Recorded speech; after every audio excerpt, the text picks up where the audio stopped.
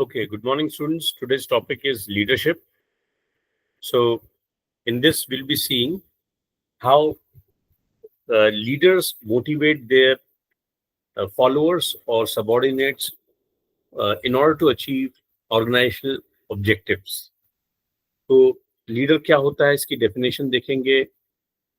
कुछ स्टडीज हुई थी इन द पास्ट क्योंकि जिसके बेसिस पे लीडरशिप को डिफाइन किया गया और लीडर्स जो होते हैं वो क्या क्या स्टाइल्स अपनाते हैं लोगों से काम लेने के लिए, वो भी देखेंगे.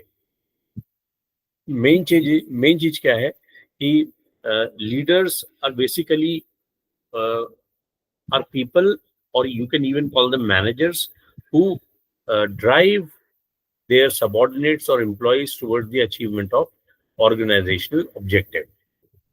So let's get started. So the module objectives are that we have to see the definition of leadership. Leadership क्या होता है उसकी परिभाषा देखेंगे. Present classical theories of leadership जो कि traditional theories हैं करेंगे, and then we'll come to the modern theories or processes of leadership and examine leadership across culture. So this is what we are going to cover.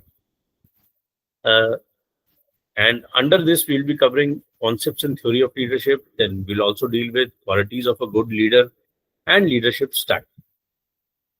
So to define what leadership is, leadership may be defined as influencing and inspiring the subordinates to perform their tasks and duties enthusiastically.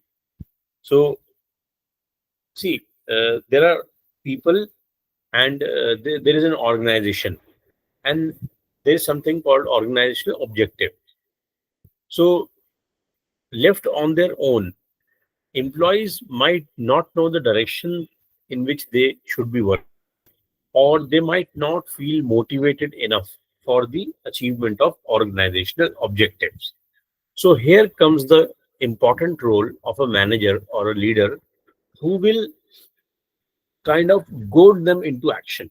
तो उनको उनके अंदर जो inertia है उसको दूर करके उनको काइनेटिक बनाना, ताकि वो बढ़ चढ़ के यानी कि उत्साहपूर्वक with motivation they strive to achieve the organizational objectives. So this is the role of a leader. So to define leader, leadership may be defined as influencing and inspiring subordinates to perform their tasks and duties enthusiastically and competently for the achievement of group's objective and organizational goals. So जो मैंने अभी बात बताई आपको कि leadership is actually seen in great people like, as you can see from the slides, you can see Steve Jobs, Ratan Tata, and Bill Gates. So these people have actually inspired their subordinates, and they're also treated as role models to perform their tasks and duties. And these were very extraordinary leaders in the sense that they were highly successful, right? So they have also laid the foundation of great organizations. Or in the case of Mr. Ratan Tata, he has been a celebrity in himself.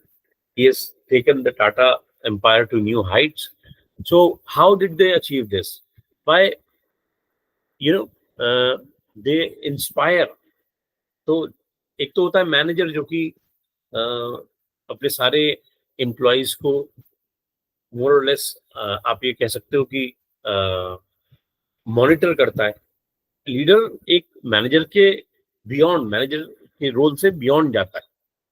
तो beyond कैसे जाता है कि leader उनके अंदर एक खुद ब खुद अच्छा काम करने की और एंथुसियास्टिकली काम करने की इच्छा पैदा करता है. तो the people you see on the screen, either Bill Gates or Steve Jobs or Ratan Tata, these people were actually inspiring their workforce or their subordinates to achieve the organizational goals, and they were very successful in that. So they have seen, we have seen that their organizations have reached to great heights because of their inspiring leadership, and they were highly competent also. And this is how they helped their workforce to achieve their organizational objectives. So, as I told you in the past, the organizational objectives can be, can be seen in the vision or mission statement of which is mentioned in their website. So, some organization might like to become the leader in a software industry in a particular segment, and some other organization must have a different vision. So, whatever visions or goals that the organization has, the leaders will actually inspire their employees to achieve them. So, this is their prime job, and this comes out from the definition of a leadership. So, there were certain historical studies that were done on leadership. So, these are the Iowa leadership studies, and then there were Ohio leadership studies and the Michigan leadership studies. So these are different states of the United States of America. So these studies were done in these places. So Iowa's studies, what they've done is they have kind of collected information from a lot of people. They have met people, and then they have information, and on the basis of that, they have drawn certain inferences. So let's see what are those. So there are three types of leaders. You see the previous slide clearly. You can see three types of leaders. First one is kind of just dictating term, and the employees have to obey all the directives that comes from a leader. In the second slide, you see that people are sitting together. So here you see a leader who is sitting on a in a meeting, and he is in a consultative mode. He is or in a participative mode. He's consulting, or he's giving his followers or his subordinates a participative role. So this is also another kind of style. And then the third one, here you see the leader is very much relaxed and sitting with his legs on the table and in a very relaxed posture. So this is another style. So let's see. Let's relate these styles with the studies that were conducted. So there are three types of leaders. So all these studies pointed out that there were three types of leaders, and on the basis of the research that was collected in these studies, and those styles are autocratic and democratic and laissez-faire. So three styles of leaders that came out from these studies were autocratic, democratic, and laissez-faire. Now we'll just see as to what these styles are. First of all, we'll see what these studies were conducted, how these studies are conducted. Then we'll define what autocratic leadership is, what democratic leadership is, or what laissez-faire is. So, and this the research that was conducted were of of some hobby classes students, and then it was found that in some cases the autocratic leader or the authoritative leader, you can also call him a dictatorial leadership, or non-participative leadership. Here the style was that the leader didn't allow any participation or consultation from uh, from his followers, and in some cases the leaders criticized bad efforts and appreciated good work, keeping in mind the individuality. So in some cases they found that there was a democratic leader, and he or she uh, in his style was more participative in decision making and objective in recognizing. So as against the previous one, which you who used to rule people on the basis of their individuality, this kind of leader who was a democratic leader was very objective. Objective मतलब कि वो किसी की किसी से influence नहीं होता था, बायस नहीं होता था. Based on certain parameters, the democratic leader used to take the decisions. And then there was third, which was called as laissez-faire. In this, the employees were given freedom, complete freedom as to decide what is to be done. Right? तो अगर हम लोग तीनों को अगर compare करें कि autocratic क्या होता है, डेमोक्रेटिक क्या होता है, और लेसेस फेयर क्या होता है. ऑटोक्रेटिक में ये रहता है कि किसी को कुछ बोलने का हक नहीं होता.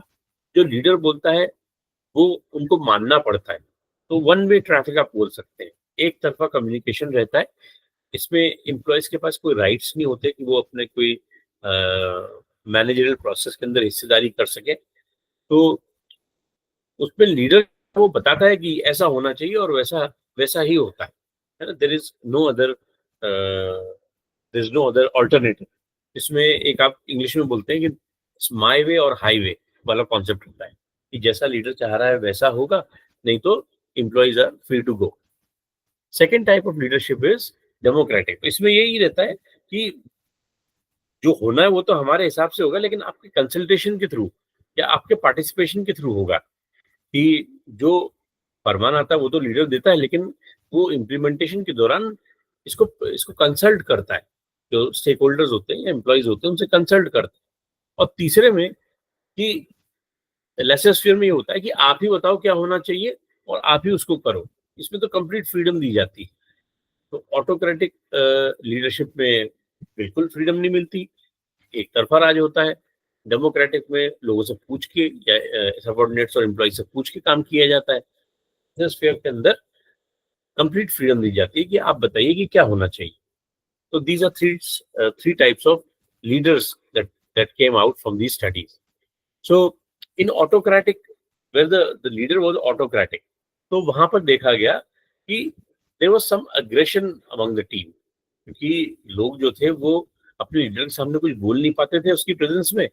तो the team displayed outburst of aggression when the leader left the room or when it was a leader free environment. So autocratic जहां पर रूल था वहां पर ऐसा देखा गया कि जब लीडर रूम में नहीं होता था तो there were some emotional outburst. जब लीडर ने मीटिंग ली और वो चला गया तो employees use to give emotional outburst, right, because उनके सामने वो अपने लीडर के सामने कुछ नहीं बोल पाते थे। तो in in the second case democratic there was some passive aggression. Aggression तो था लेकिन वो ओपन नहीं था, राइट। और थर्ड केस में क्योंकि लेसेस फेयर था, उनको फुल सारे जो सबऑर्डिनेट्स थे उनको फ्री हैंड दिया जाता था, तो वहां पर ज्यादा एग्रेशन ओपनली देखने को मिलता था। There were people who were openly disagreeing और you know were showing their disharmony or discontent with each other in the third case. So these were the observations that were made out of these research studies, as I've mentioned in the previous slides, that what was the employee behavior in a place where it was autocratic management, कि एक तरफा autocratic वाला manager style था, और दूसरे में क्या था जहां डेमोक्रेटिक स्टाइल था, तीसरे में क्या था जहां लेसर स्पेस स्टाइल। पहले वाले के अंदर there was outburst of aggression when the leader left the room. In the second case there was aggression, but it was in passive nature. And the third, it was more open. The aggression was there to see. People used to openly cross talk with each other and kind of expose their aggression. So this was what was observed. So ये जो Ohio studies हुई थी ये LBDQ यानी कि leader behaviour descriptive questionnaire बनाया गया था। तो ये जो स्टाइल्स निकले वो कैसे निकले कि उनने एक डिस्क्रिप्टिव क्वेश्चनर बनाया और उसके हिसाब से जितने भी लोग थे उनसे उनसे बात करी और उनके सजेशंस किए, उनके उनके आंसर्स लिए, उनकी क्वेरीज ली और फिर उसके अपने रिसर्च में उसमें डाला। तो scientists from interdisciplinary team actually design this questionnaire, जिसमें सोशियोलॉजी, साइकोलॉजी, इकोनॉमिक्स के लोग थे। एंड इसके अंदर क्या किया गया, they served numerous people across various industries such as navy, air force, army, manufacturing unit and civil administrative. तो इसमें सारे एम्प्लॉयज जो अलग अलग लोग थे तो वाई स्टडीज में सबसे पहले तो क्वेश्चन बनाया that was framed by sociologists and psychologists and economics and people who were economists. Then they use that questionnaires to uh, go and take information from people who are working for the Navy, for the Air Force, for the Army, and some manufacturing unit or civil administrative units. So based on what they replied to the questionnaire, they compiled the information and then they derived these inferences. So what the findings were, the leaders are classified into two categories: initiating structure, that is task oriented. So, uh, on the basis of the Ohio studies, the findings were that people, the leaders were actually kind of two kind. Some people were, और some leader were task oriented. उनको सिर्फ काम करवाने से मतलब था, है ना, उनका सारा जो फोकस था वो टास्क पे था. तो जो थे वो, उनका जो तरीका था वो लोगों के बारे में, लोगों को साथ लेके चलने में या लोगों से इंटरेक्टिव होकर काम करवाने में चलता था. तो people who were of initiating structure type, they were totally focused on their task and they had very little interactions with people. But in the second case, where the concentration was there, the leader used to also be people oriented. उसका जो focus था वो लोगों की तरफ था और पहले वाले का टास्क की तरफ. अब मिशिगन स्टडीज में क्या हुआ कि 12 pair of employees were studied, and a pair consisted of one high performing group and one low performing group. Other variables such as work conditions and other were same. 24 section of supervisors and 419 clerical staff were interviewed of credentials. And उसका इसमें क्या findings I? The group which was led by people oriented leader was performed than the task oriented leader. जो Michigan studies थी उसमें देखा गया कि जो लीडर पीपल ओरिएंटेड रहता था, पीपल फोकस रहता था, तो वो उसका काम जो था वो, उसकी जो टीम का परफॉर्मेंस था वो बेहतर था as against a person who just focused on his task and had little focus on people. Employees feel more engaged when they are heard and understood. So the findings were that when people are heard and understood, they feel more engaged. They also feel more ownership. So this was the finding. And engaged employees work better than disengaged employees. So in the former case where the leader was only task oriented and was not consulting the individuals or employees, so that was the primary reason why there was underperformance, was that people are able to do well. They will perform better if they're engaged. And if how can they be engaged? Consulting them, by involving them. So you can get their participation by consulting them, by involving them. Then they feel the ownership and they feel engaged, and naturally that leads to higher performance. So this was the finding of the Michigan studies. So ultimately we come to the personal characteristics of a good leader. So अब जो leader होता है उसकी कुछ characteristics होती है. तो वो क्या होती है? तो सबसे पहली जो कैरेक्टरिस्टिक्स होती है वो है अबिलिटी टू इंस्पायर. तो सबसे पहले जो लीडर काम होता है, क्योंकि अपने आप से काम करना आसान होता है ना. If I ask you to go and drink water, you will do it very easily. But if I have to get this work done from 100 people, then my role becomes a leadership role. So that becomes slightly more difficult. तो जैसे कि कोई leader होता है वो लोगों से काम करवाता है, तो लोगों से काम करवाना ज्यादा मुश्किल रहता है, अपने आप से उस काम को करना ज्यादा आसान. तो लोगों से आप तब काम करा सकते हो जब आपके अंदर एक एक इंस्पायरिंग कैपेसिटी होती है कि आप उनको इंस्पायर कर सको, मोटिवेट कर सको. तो पहला जो characteristic of a good leader is कि person should be able to inspire people. Second is problem solving skills.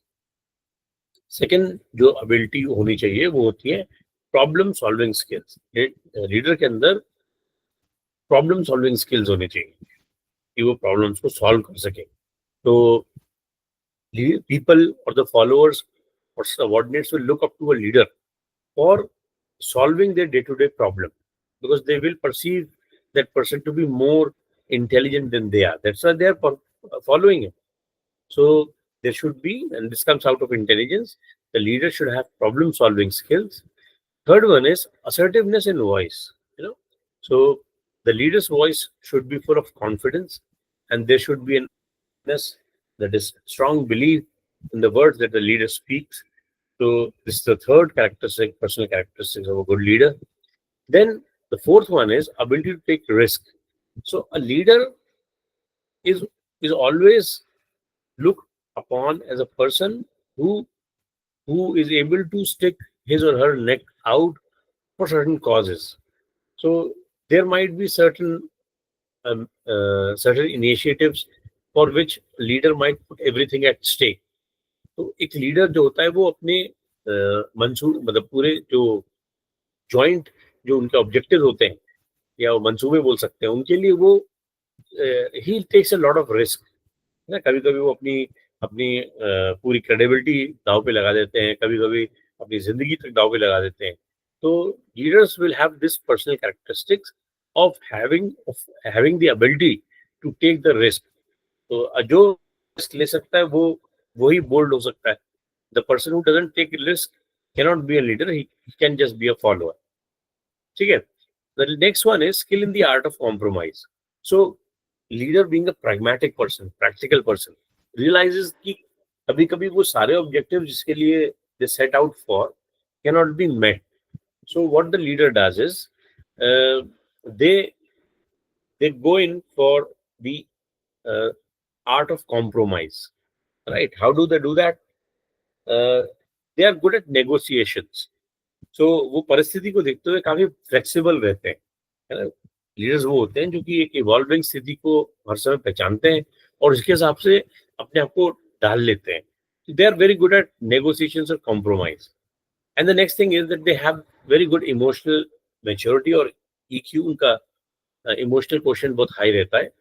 अ, उनका नॉर्मल लेवल लेवल से हाई रहता है।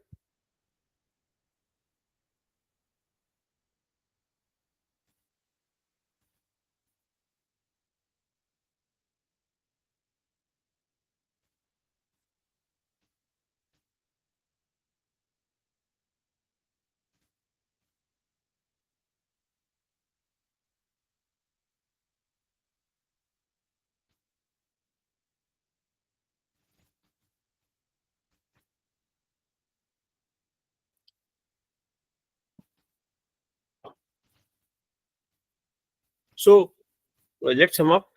The personal characteristics of a good leader are: first, the ability to inspire the followers or employees. The second one is problem solving skills.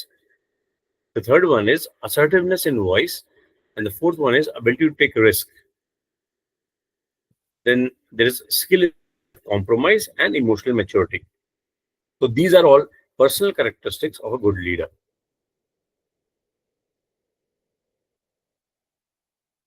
So now, after this, we'll be going through certain theories like the trait theory, behavior theory, managerial grade, contingency theory, and so on and so forth. So first of all, let's see the 5 traits of a great leader. Right. So there are certain traits that are associated with a great leader. You can see a lot of great leaders on the screen. Uh, we have Mark Zuckerberg, then we have Bill Gates, and then Steve Jobs. So the first and highly looked upon thing is that they are slightly more intelligent than the normal people, right? So the first characteristics that is seen is intelligence, higher intelligence than average person. So that makes them a leader because people look up to these people as role models. You see, Mark Zuckerberg, he was a Harvard dropout. Then Steve Jobs, Bill Gates was also same.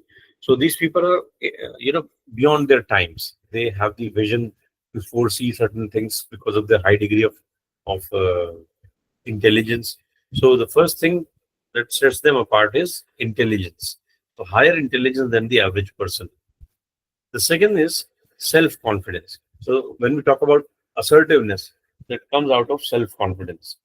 So the voice can be assertive only when a person is having self confidence. तो they're having certainty, वो अपने बारे में बहुत sure रहते हैं, high self esteem रहती है, they have a good idea about their ability and therefore they have high self esteem. So this is the second trait. The first one was intelligence, more intelligence than a normal person. Second one is self confidence, that is certainty, high self esteem. Then we have determination, right? They are very determined. कोई भी चीज के बारे में, या दृढ़ निश्चय बोल सकते हो आप, कोई भी चीज के बारे में जो अगर वो ठान लेते हैं तो उसको करते ही हैं। तो उनके अंदर एक स्ट्रांग ड्राइव रहती है कि जो भी उनके ऑब्जेक्टिव्स होते हैं उसको वो किसी भी हालत में फुलफिल करेंगे। वो don't give up. They don't have, shilly shally approach. They are having a very strong determination. and they have a very strong drive to move forward. You see the example of even Mahatma Gandhi. In spite of all drawbacks and uh, all uh, you know adverse conditions, he used to drive people forward because of his strong will. So this is another characteristic. And then they have integrity. So integrity is was staying always ethical. So people will not look upon others as their role model if they are uh, not ethical. तो unethical people cannot make good leaders. तो कोई अगर immoral है, कोई अगर moral practices में involved है, so that person will be not pursued perceived as a great leader. You can see uh, Martin Luther King, and then your George Washington. So these people were all, sorry, Abraham Lincoln. These were people with very high integrity or ethical people. आप जितने भी great leaders हैं उनको आप देखिए, उनका जो जीवन रहा है it was full of ethics. So this is one more characteristics of good leadership. Then there is sociability, right? Sociability is they are having high social skills or interpersonal skills. So leaders can engage with people, they can get along with other people well, and this is the art that they possess. They are very sociable and courteous. Uh, they are having very good social skills and interactive skills, wherein they can engage a lot of people. They know the right thing to be said to at the right time to a particular person. That that gives them a high degree of sociability. So these are the five characteristics of a good leader. Let's revise them one by one.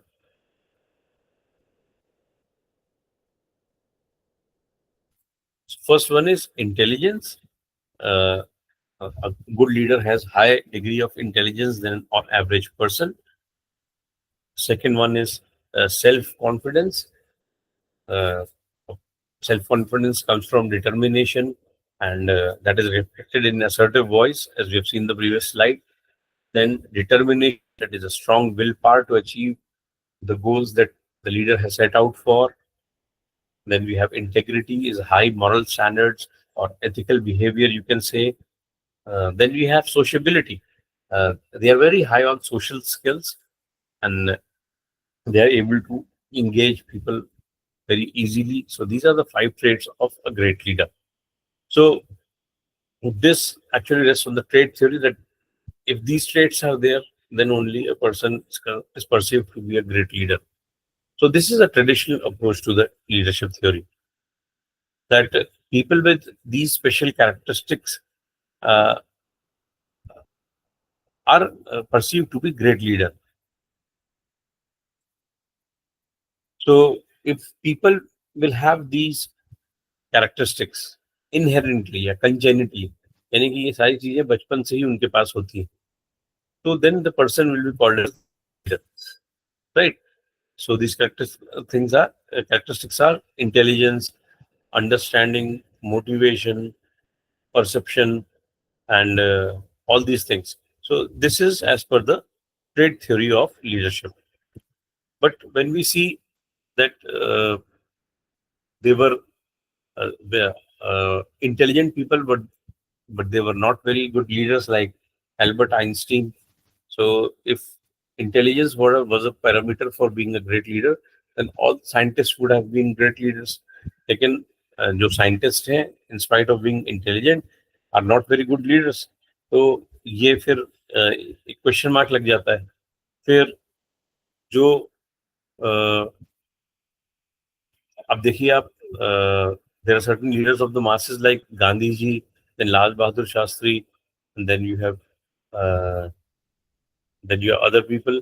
So the limitation of this theory is that only those who have these characteristics or traits are considered to be leaders, right? But then when we see leaders, altogether different story emerges. So all traits are not identical. तो ऐसा हो सकता है कि कुछ leaders हैं, उनकी कुछ और पहचान हो, उनमें कुछ और ट्रेट्स हो, और वही उनका यूएसपी हो, उसके कारण उनका मास फॉलोअर्स हो.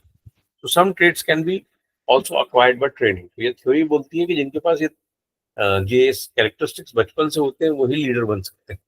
लेकिन हमने ये भी देखा है कि इन्वायरमेंट भी लीडर्स प्रोड्यूस कर सकता है. सो इसमें ट्रेनिंग का बहुत ही इंपॉर्टेंट योगदान रहता है कि certain things can be taught also. For example, people who come out of good management institutes also become leaders because they are trained into that direction. So ऐसा नहीं है कि सारी चीजें आपको कंजेनिटली मिल सकती हैं. There are certain things which can also be encouraged through training. So we have, different institutes like the IMs or good management institutes. They bring out good leaders, and that is because of training. So some traits can also be acquired by training. So this theory also ignores environmental or situational factors. That actually environmental or situational factors also are responsible for bringing out certain traits in people, but this theory actually ignores to take that into account. So also, you see, there are different levels of managers in an organization for different kind of jobs. So these will have different kind of abilities. So not necessarily all the managers will have all these uh, traits. So that is not also taken into account by this theory. So there are certain more limitations, like they have mentioned about the traits, like they haven't mentioned which trait is more important than the other. तो उन्होंने किसी एक particular trade को ज्यादा important या less important नहीं बताया है. तो वो ट्रेड्स तो बताए हैं लेकिन उसके अंदर कंपैरेटिव डिग्री ऑफ इम्पोर्टेंस नहीं बताया है. सो सेकंड थिंग इज कि लीडरशिप, चलिए मान लीजिए एक बार ट्रेड्स के थ्रू किसी ने अक्वायर भी कर ली, लेकिन the most important question in leadership is to sustain it, right? So there are people who become leader, but then they'll be forgotten and they go into obsolescence, या history के pages में वो लोग loss हो जाते हैं. तो leadership का सबसे बड़ा एक चैलेंज होता है उसको सस्टेन करना, क्योंकि there are challenges that come across that the leader has to overcome. तो ये इस थ्योरी के अंदर नहीं बताया गया कि sustainability is also an important aspect of leadership. So attaining leadership not be same as sustaining it. Many traits exhibited by leaders are present in followers also. जैसे इंटेलिजेंस हो गया, डिटर्मिनेशन हो गया, then there other things like sociability. तो ये सारे traits तो followers में भी होते हैं, तो वो लीडर्स क्यों नहीं बन जाते? तो ये एक और क्वेश्चन है क्रिटिसिज्म इस थ्योरी का.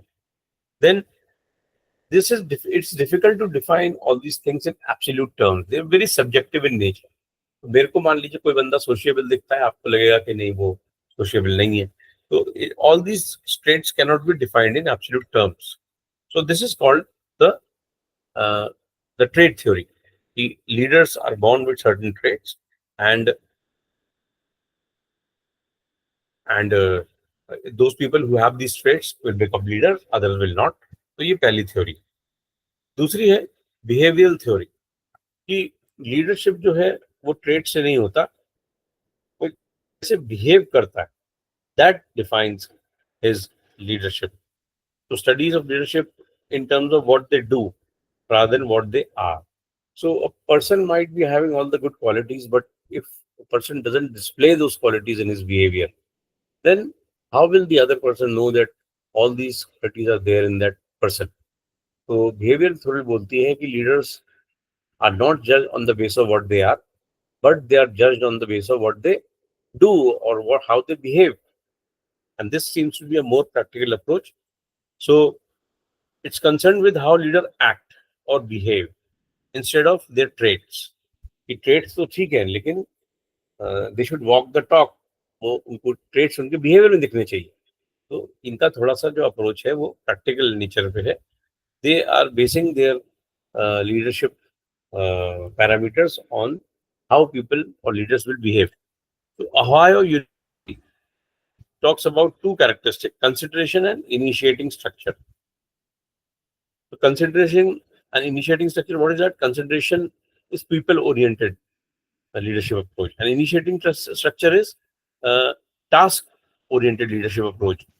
Both may seem in conflict with each other according to some behavior scientists, but both are independent variable. So at times a person has to be task oriented, at a time a person has to be people oriented. So he has to show a hybrid of these emotions. So leaders high in both consideration and initiating structure are considered to be good.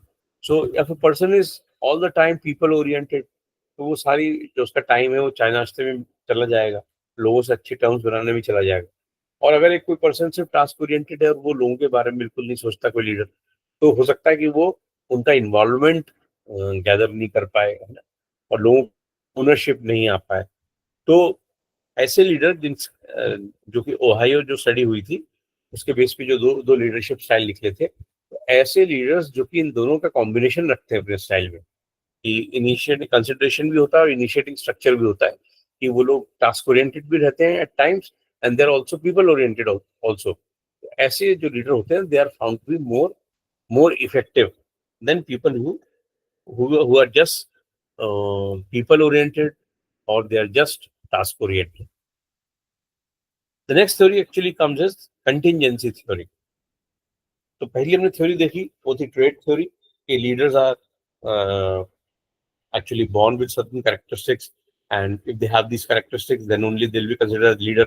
Second was कि okay, characteristics are important but how a leader behave is more important than just possessing those characteristics.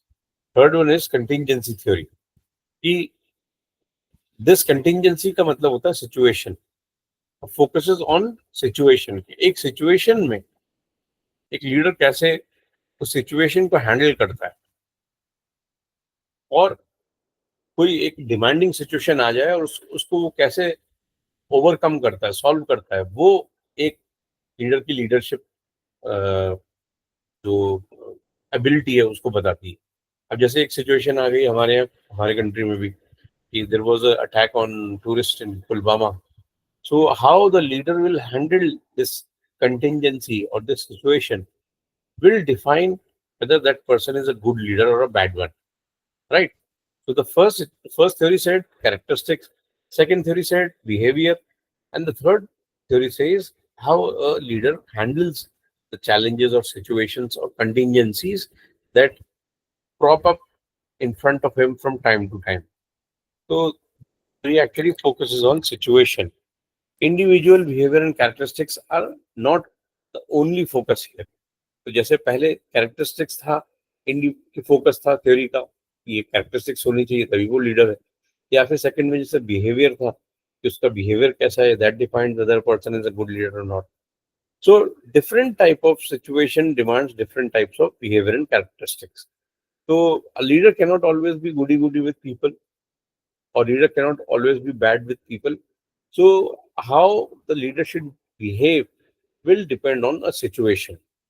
So how a leadership actually tackles the situation defines whether the leadership is good or bad, as per this theory.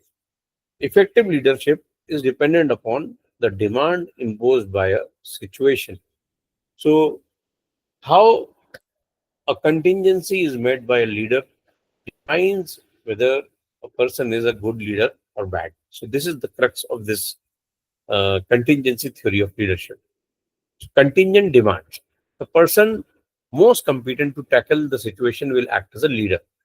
So whenever a situation arises, a challenge arises, the competency of a person will be put to test. If the person is able to overcome that challenge or competency, then only that person will be defined as a good leader, right? So this contingency theory actually defies the theory of leadership.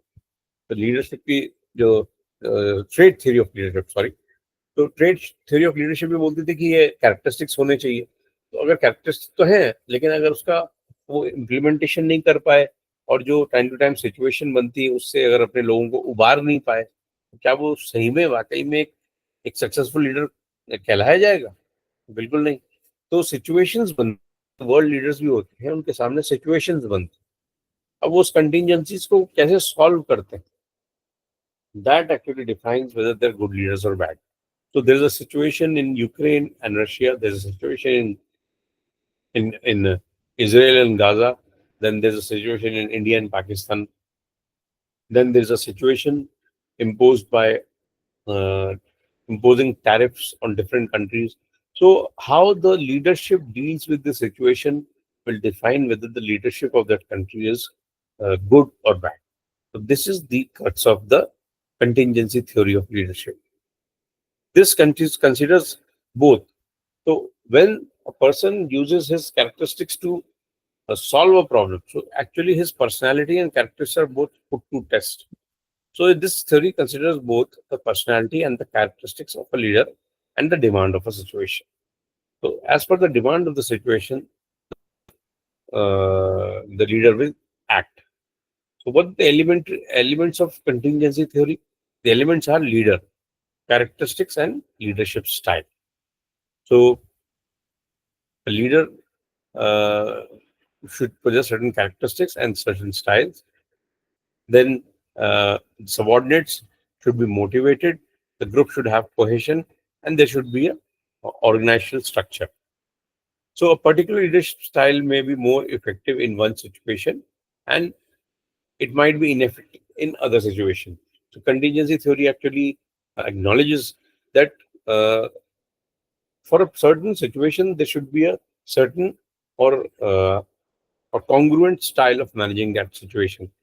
एक style जो है वो एक particular situation में कारगर रह सकता है और दूसरी सिचुएशन में फेल हो सकता है। तो हर एक situation different different contingency styles demand करेगी। तो आपने देखा जैसे ऑटोक्रेटिक स्टाइल है या डेमोक्रेटिक स्टाइल है या फिर लासेस फेयर है। तो ये सिचुएशन भी डिपेंड करता है कि लीडरशिप जो है वो कौन सा स्टाइल अडॉप्ट करे, राइट? तो instead of changing the situation the leadership style should be change to suit the situation. तो लीडर्स तो सेम रहेगा, उसको तो आप चेंज नहीं कर सकते, लेकिन he has to modify his style as per the situation that is to be tackled. So that will define him as a good or bad leader. So this is the conclusion of this theory. So leadership should recognize the subordinate needs, then arrange for appropriate rewards. So first of all, the leader should map what kind of needs the employees will have. As we have seen Maslow's theory of need, so there are different kinds of needs that people will have. Some will have lower level needs, some will have middle or higher level needs.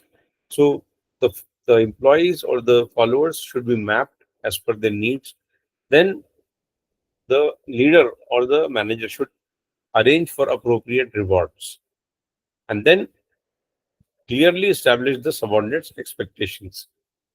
He has to establish the rewards and then clearly establish the subordinates' expectation.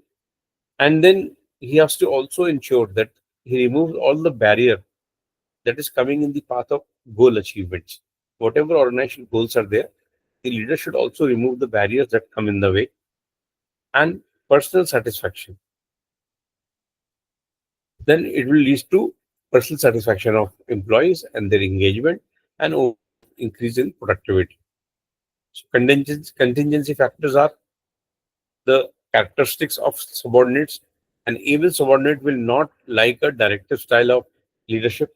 So there'll be a situation where a very proficient employee, if he or she is subjected to very high scrutiny or monitoring, so that person will not like that.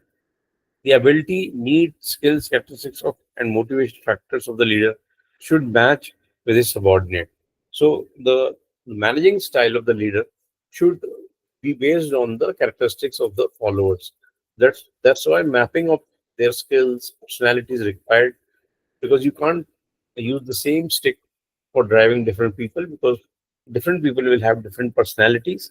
So you should actually synchronize your style with the personality of the individual or follower. Then there are environmental factors. Environmental factors are not under the control. So certain factors are not under control, like political instability or political condition of a particular place. Then factors such as work task structure, extent to feedback provided, formal organization structure, openness in communication. So there are certain factors which are beyond the control of an individual, and these are called environmental factors.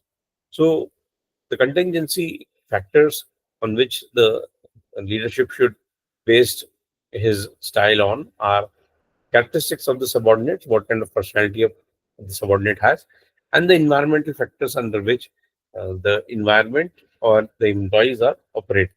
Then only he can be an effective leader. So now there are certain combination of leadership style, like telling low follow. If the followers have low maturity levels, then some directive leadership style is required. Then they have to be told as to what is to be done. Selling. So selling can be when low to moderate maturity is there. You have to actually sell the idea. You can motivate people, people who have less skills. Then you should have a selling or supportive leadership style. Participation. When the skill level or maturity level is moderate to high, then you can have a participating style by involving your followers or your employees. And then there is delegation. Delegate. Delegating can happen when your employees are highly mature or they're highly competitive, highly tasked. They have a high level of intelligence. So in this, less direction or monitoring will be required. So you can delegate. So there are four combination style of leadership. First one is telling. It is applicable to those employees who have uh, slightly low maturity or intelligence level. Selling when it is low to moderate, and participation when it is moderate to high. And with employees who have a very high level of maturity and intelligence, you can delegate the work. So, on the basis of various findings, it was found that there are basically three types of leadership styles. First one is autocratic leadership. Now, this leadership is non-participative style of leadership, in which the boss doesn't allow any participation from the end of the employees.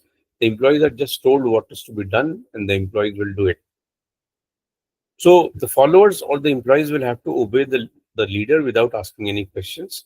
The right of asking questions doesn't it doesn't hold good with the employees. The the directives have to be followed, and as the saying goes, it's my way or the highway. This is very much applicable in this kind of style. So you see, uh, when you have your armed forces and other other such organizations, here you cannot question as to what the orders are being given to you. So you have to be just implementing those orders. You have to just obey these orders. So here the style is very much dictatorial, and even in some communist countries, the the the people are not allowed to question their leadership. You see in the case of North Korea, you see in the case of China. So here you cannot question your leadership. You just have to follow. So wherever this pattern of leadership is present, it is called autocratic leadership. It is also called as dictatorial leadership, and this is of course visible in China, then even Russia, North Korea, and places where the army control is there.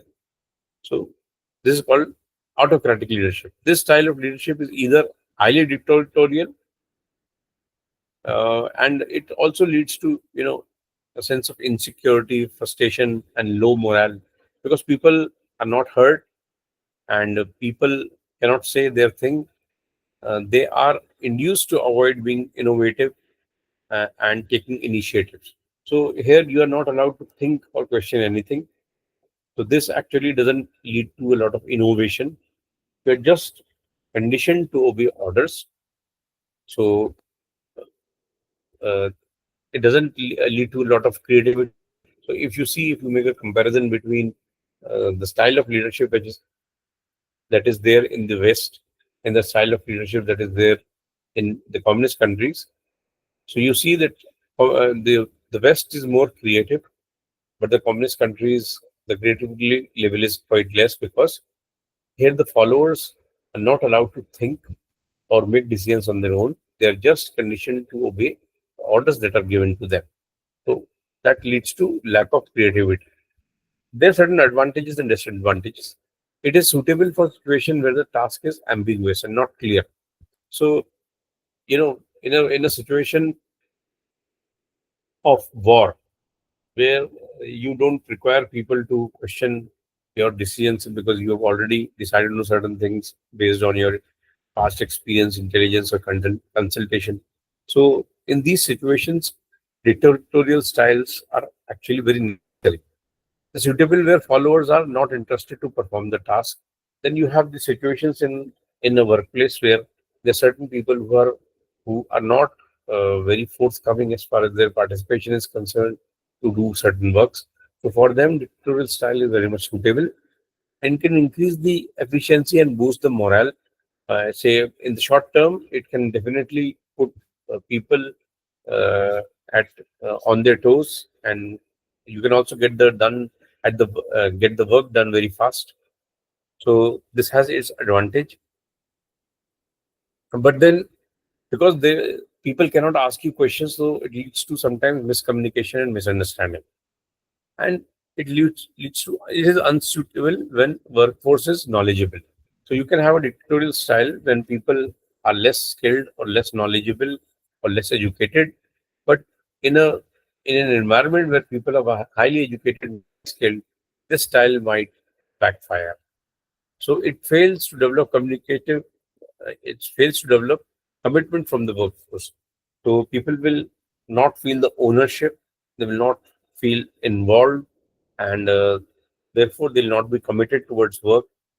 So these are the disadvantages of this management leadership style. Second style is participative or democratic leadership. In this, followers also get a chance to participate in problem solving. Here, it is more of a consultative style where people are consulted before implementing decisions. So here the followers are also heard and understood.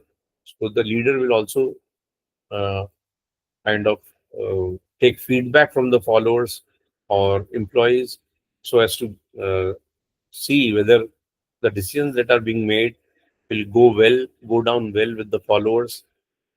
So that helps him to also scrutinize whether the decisions that the person is taking are right or wrong. So the decisions making rests with the leader, but the followers can always participate and give suggestions.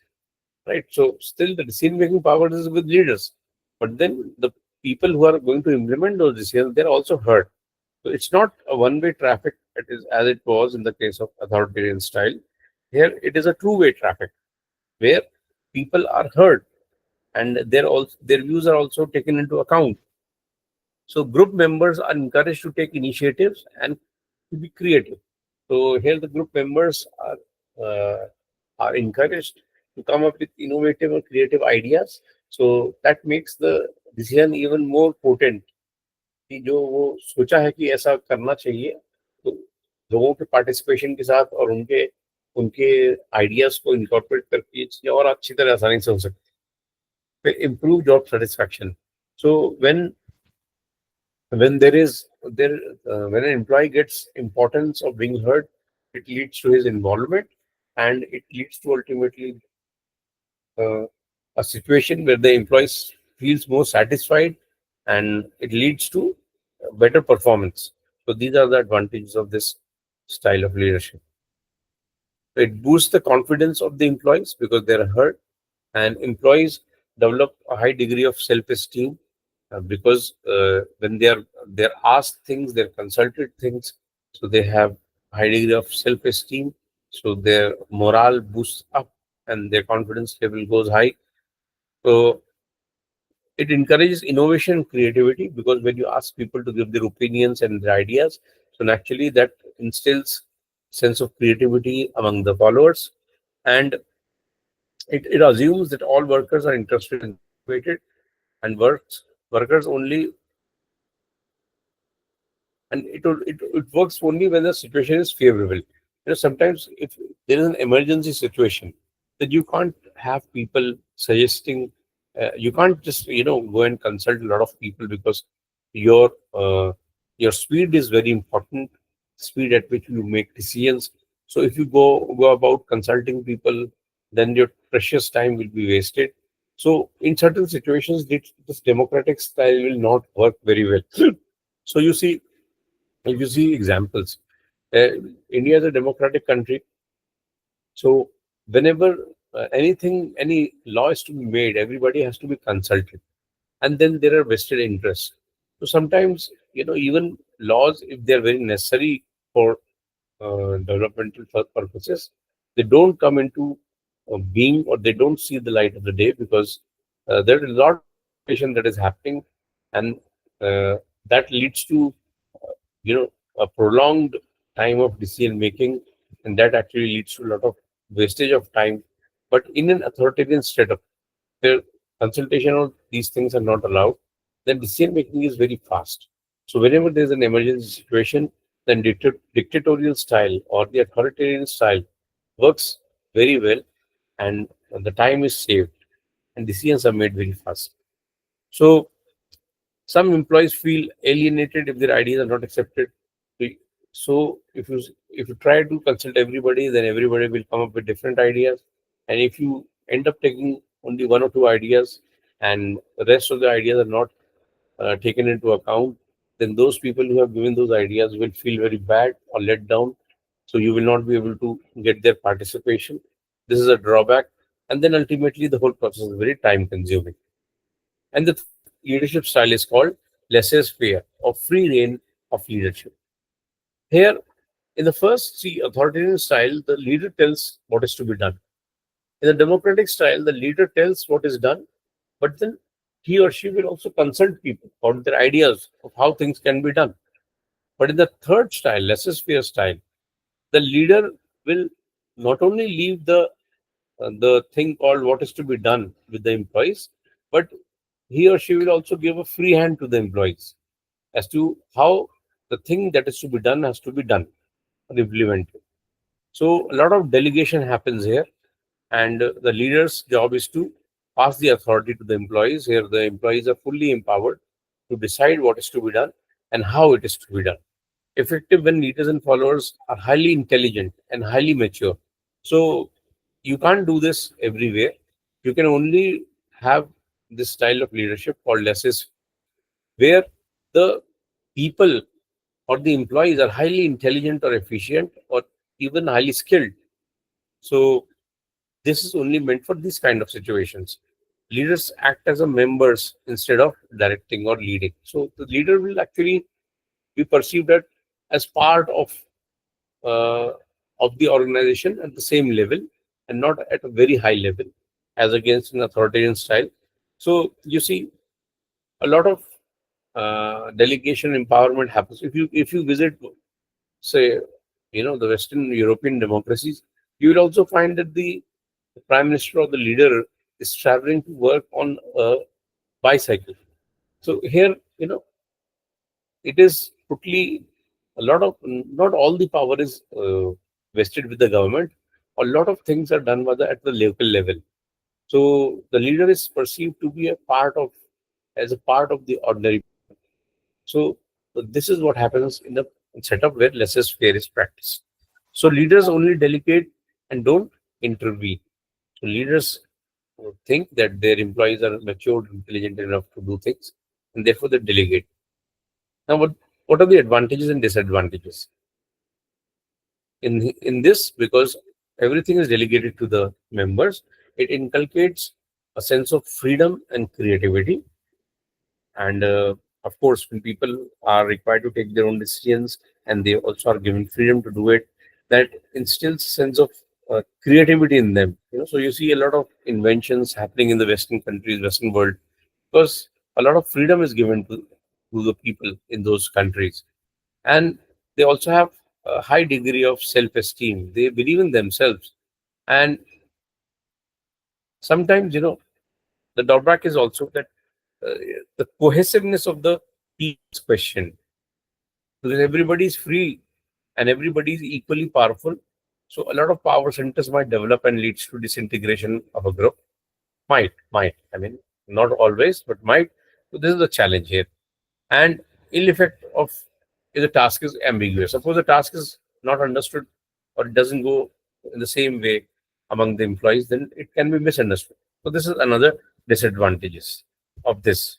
So, as we come to the summary of theories of leadership, so we have seen the trait theory of leadership, in which it is said that people with certain traits are born, and they, if they have all these traits, then they are supposed to be great leaders.